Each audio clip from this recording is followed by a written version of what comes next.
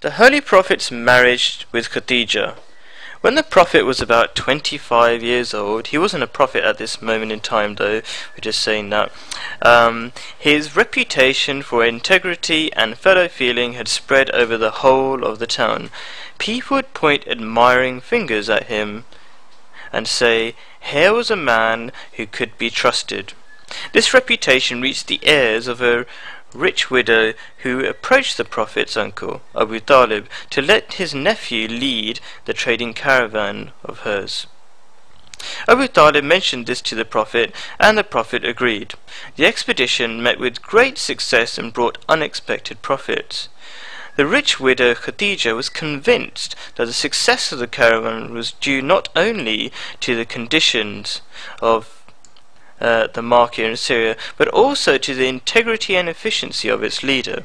She interrogated her slave Messira on this subject, and Messira supported her view and told her that the honesty and sympathy with which this young leader of the caravan had managed her affairs would not be shown by many persons. Khadija was much impressed by this account. She was 40 years of age and had already been widowed twice. She sent a woman friend of hers to the Prophet to find out whether he would be persuaded to marry her. This woman went to the Prophet and asked why he had not married. The Prophet replied he was not rich enough to do so. The visitor suggested whether he would agree if a rich and respectable woman were found whom he could marry.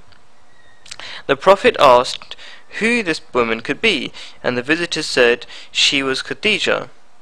The Prophet apologized, saying that Khadija was too highly placed for him. The visitor undertook to deal with all difficulties. In that case, said the Prophet, there was nothing for him to say but to agree. Khadija then sent a message to the Prophet's uncle. Marriage between the Prophet and Khadija was settled and solemnized. A poor man, orphaned in childhood, had his first peep into prosperity. He became rich. But the use he made of his riches is an object lesson to all mankind. After the marriage, Khadija felt that she was rich and he was poor, and that this inequality between them would not make for happiness. So she proposed to make over her property and her slaves to the Prophet.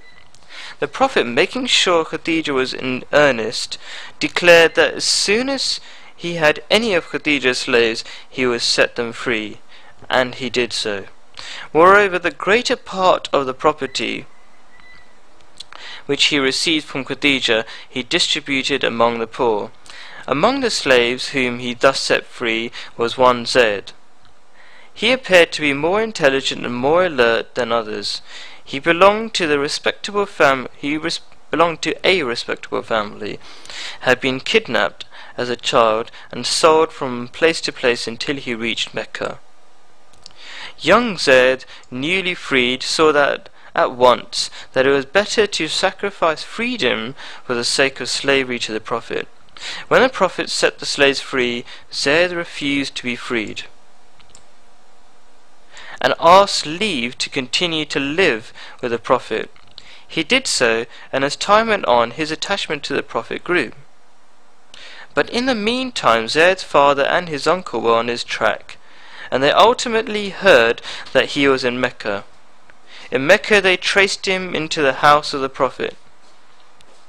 Coming to the Prophet, they asked for the liberty of Zayd and offered to pay as much ransom as the Prophet should demand.